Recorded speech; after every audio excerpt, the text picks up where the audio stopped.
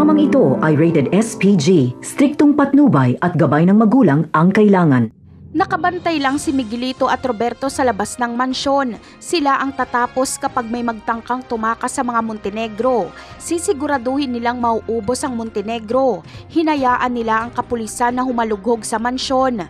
May tiwala si Roberto kay Rigor dahil alam niya kung gaano kalalim ang galit nito kay Ramon at Tanggol.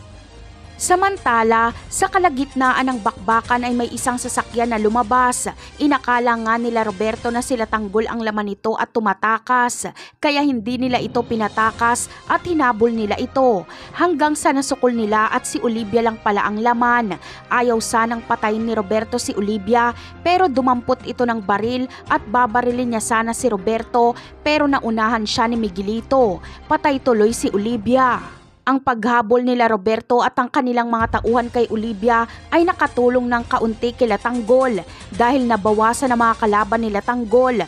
Mga kapulisan na lang ang kanilang haharapin dahil nasa malayo na ang grupo nila Roberto.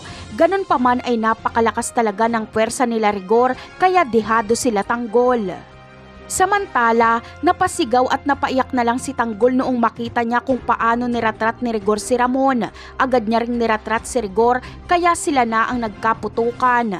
Ayon kay Rigor ay si Tanggol naman ang kanyang isusunod. Pero sa tindi ng galit ni Tanggol ay sisiguraduhin niyang pagbabayaran ni Rigor ang ginawa nito sa kanyang papa. Si Rigor ang bubulagta kapag si Tanggol na ang kanyang makaharap. Napakarami pa nating dapat abangan sa mga susunod na episode. Paalam!